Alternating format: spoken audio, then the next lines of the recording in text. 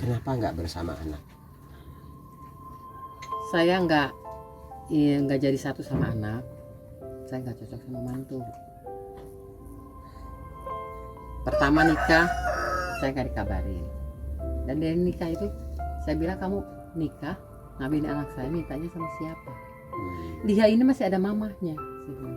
Saya mamahnya.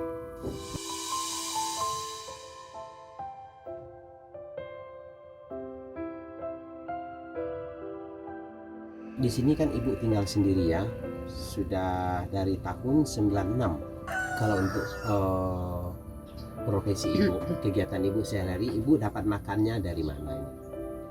Saya minta-minta, Pak.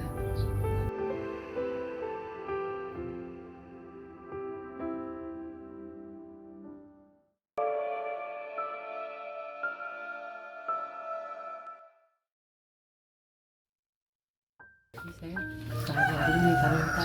Minta ngemis gitu ya? Iya. Nah ini yang saya bawa. Apa yang ibu bawa? Kantong. Asal saya pergi, saya bawa ini. Saya minta. Assalamualaikum. Orang kasih uang. Begitu aja. Sehari-hari. Sudah berapa lama ibu berprofesi meminta-minta begini? 2 tahun. Sudah 2 tahun. Selama saya jadi janda Ber- sampai sekarang. tercukupi kebutuhan sehari-hari dari minta ini? Ya. Boleh dibilang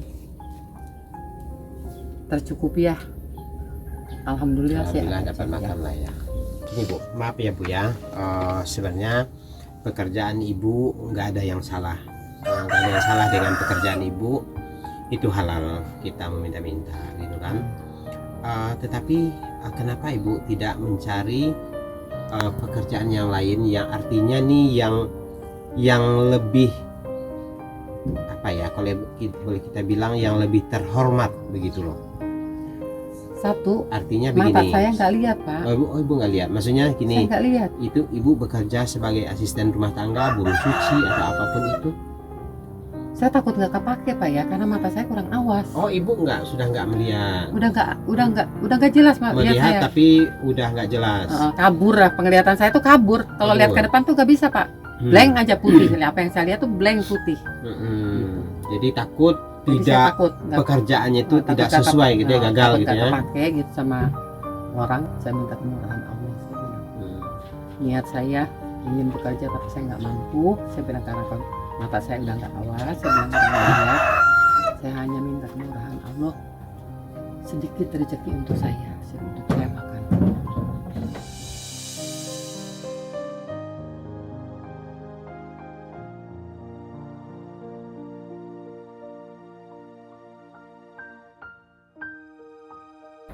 Alhamdulillah, Pak. Alhamdulillah. Makanya tiap malam itu asal habis sholat maghrib saya baca Subhanallah 1 putaran. Baru saya baca Kulhu, baru saya baca Al-Falaq, baru Al-Anas saya baca. Baru saya tidur. Udah itu saya tidur. Alhamdulillah. Itu aja udah batin saya tenang benar. Saya baca itu. Saya bilang, ya nggak ada yang mustahil bagi Allah. Saya percaya. Saya dikasih ketenangan batin saya walaupun saya hidup begini dengan seorang diri. Saya bilang, tapi saya tenang. Nah kalau untuk di sini anak ibu pernah nggak ke sini? Sering. Oh sering ya. Sering ditengok. Oh sering ditengok. Sering ditengok. Sering datang. Anak ibu menafkahi? Nah kalau untuk nafkah nggak ada, karena dia bilang usaha suami juga ngepas untuk cukup untuk dia, maaf dia nggak bisa kasih dia, nggak apa-apa sih, asal cukup untuk kamu udah senang. Kalau untuk di sini ibu memasak? Nggak punya kompor saya, Pak. Nggak punya kompor. Maka saya beli aja. Oh jadi makan beli. Tapi kalau untuk dapurnya ada di sini? Ini dapur. Oh ini dapur. Iya. Kalau piring apa ada saya, Pak. Oh jadi yang nggak ada itu kompor. Kompor saya nggak punya kompor. Karena bagaimanapun juga memasak sendiri itu lebih irit daripada Iya, betul. beli. Betul, Pak, betul. Tapi yang bermasalah ini kompor saya nggak Oh punya. jadi nggak ada peralatan dapur gitu ya? Panci ada saya. Yang saya nggak ada tuh kompor sama kuali untuk goreng-goreng. Tapi sebenarnya ibu mau masak. kalau ada. Ya kalau ada sih masak saya Pak. Nah, saya lebih baik masak daripada beli. Sebab itu lebih ringan buat saya. Ibu sekarang umurnya udah berapa? 60. 60 ya. Nah, umur 60 tahun ibu tinggal sendiri.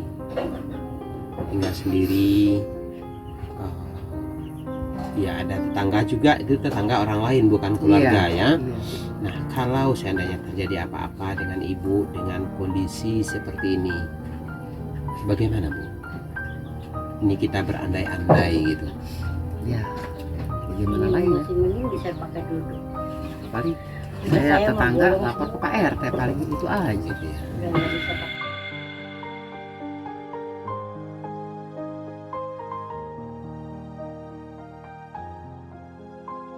Apa harapan ibu ke depannya? Kalau dijabah sama Allah saya kepengennya usaha. Karena dulu saya pernah usaha maju dari jualan pecel saya itu maju Pak. Sampai saya bisa punya kios-kiosan kayak begini. Saya rasanya begini nih berat batin saya.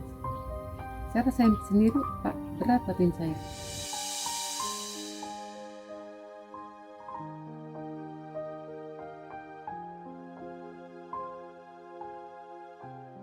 Ya ada malu ya. Saya malunya kalau pas orang bilang maaf ya Bu, nggak ada. Kayak kecil hati saya. Oh begini ya Bu, jadi orang rendah sih. Nggak apa-apa. Terima kasih Om, jalan lagi saya. Waktu itu ibu mualaf itu karena sama siapa ibu mualaf ininya yang membimbing ibu? Saya kan dengar dari radio Pak. Kayaknya saya nggak dengar radio itu kayaknya adem gitu. Batin saya tuh adem. Saya kata dengerin apa sih di radio? Jangan. Itu waktu masih di sama papa mamahnya ya? Iya. Jangan ngomong. Ini ada firman dari Tuhan. Mana Tuhan katanya? Itu bukan Tuhan katanya. Apa pakai Allah? Iya, Allah itu ya Tuhan, saya bilang gitu. Jangan salah, saya bilang gitu.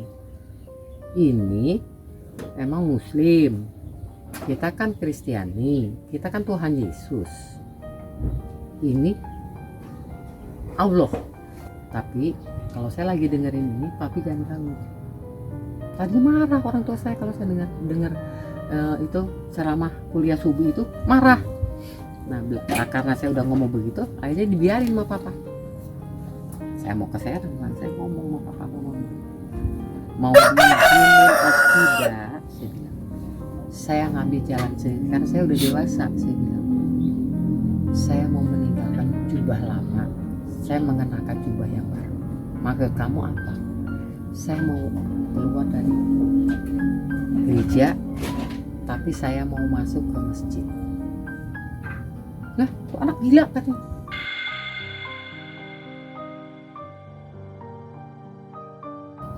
Itu didikan siapa itu begitu?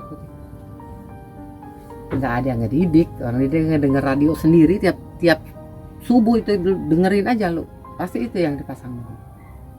Hati saya kayaknya tenang, nggak ada kegelisahan sih. Saya nggak dengar kuliah subuh itu, saya nggak ada kegelisahan, tenang saya bilang bawaan saya. Ya udah terserah kamu. Kalau itu jalan yang terbaik untuk kamu jalani. Tapi jangan sekali kamu melenceng lagi balik. Udah kesini, kamu balik lagi. Oh itu nggak bakal. Saya pegang sampai saya tutup mata.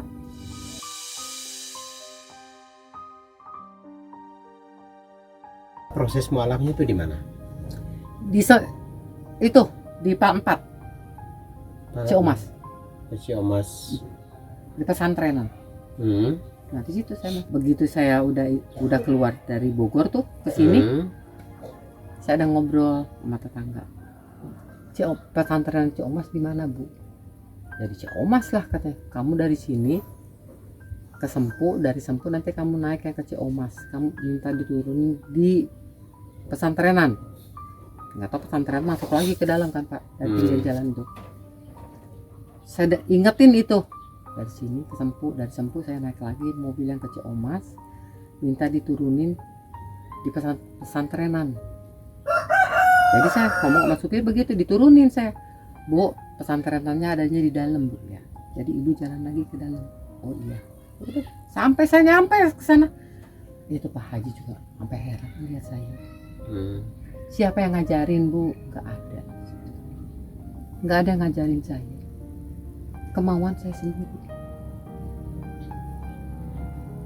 Benar. Sumpah saya. Itu keinginan saya sendiri.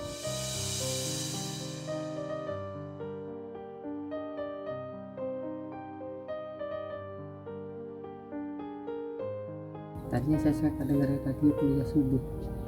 Hati saya adem, Pak. Terus orang tua bagaimana? Orang tua nggak bisa ngelarang saya. Terserah. Kalau itu jalan yang terbaik untuk kamu jalanin. Cuma kalau sudah masuk sana jangan balik lagi. Itu aja pesan orang tua saya. Iya, saya bilang saya tuh kata saya pegang itu. Saya kesini, saya bilang gitu.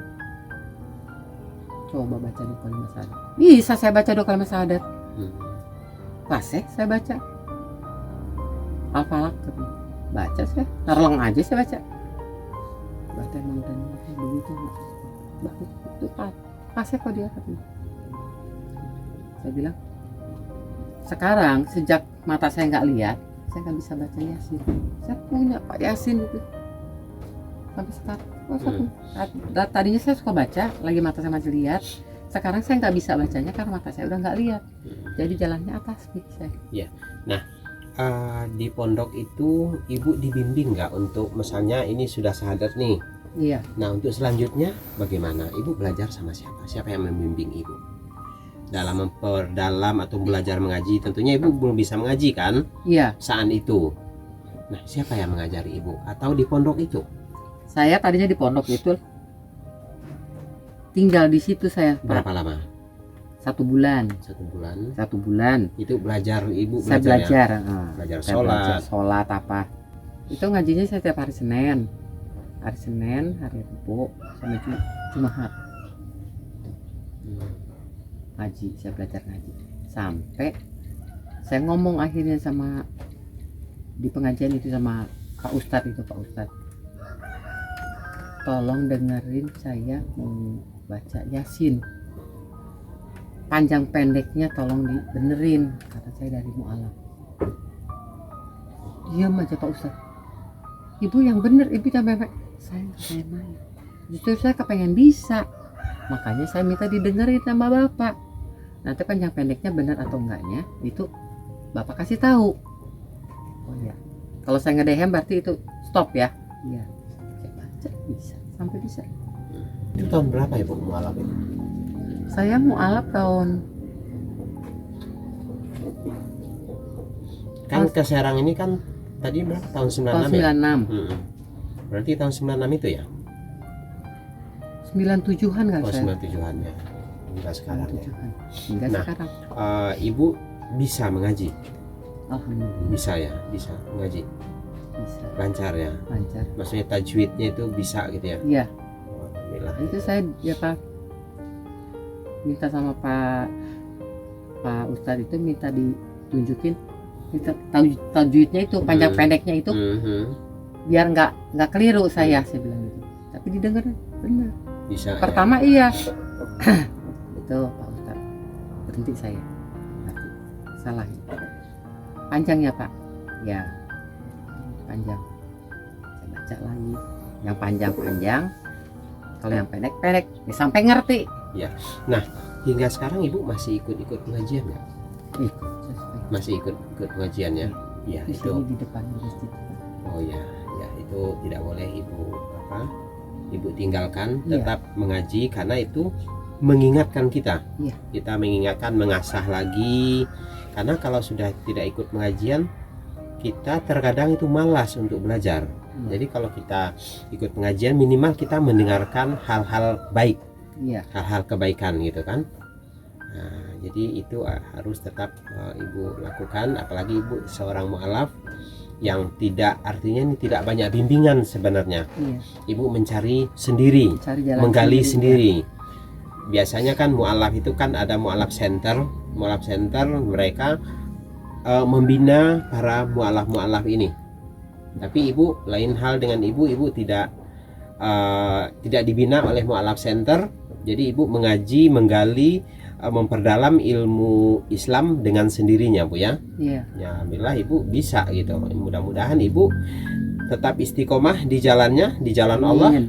Tetap ibadahnya nggak boleh ditinggalkan. Ya. Tetap beribadah dengan sebaik-baiknya, Amin. ya. Terutama itu ikhlas, itu aja. Ya. Baik teman-teman, untuk kali ini kita cukupkan bincang-bincangnya dengan Cynthia. Mudah-mudahan kita bisa mewujudkan keinginan Ibu Cynthia untuk berjualan pecel di rumah ini, karena mengingat kondisi Ibu Cynthia yang sudah umurnya juga sudah lanjut, ditambah lagi matanya sudah kurang melihat, akan sangat berisiko bagi Ibu Cynthia turun ke jalan meminta-minta. Mudah-mudahan dengan jalan kita, Ibu Cynthia bisa mendapatkan sesuap nasi dari hasil jerih payahnya berjualan. Teman-teman, terima kasih telah mengikuti perjalanan kami. Akhir kata, wassalamualaikum warahmatullahi wabarakatuh.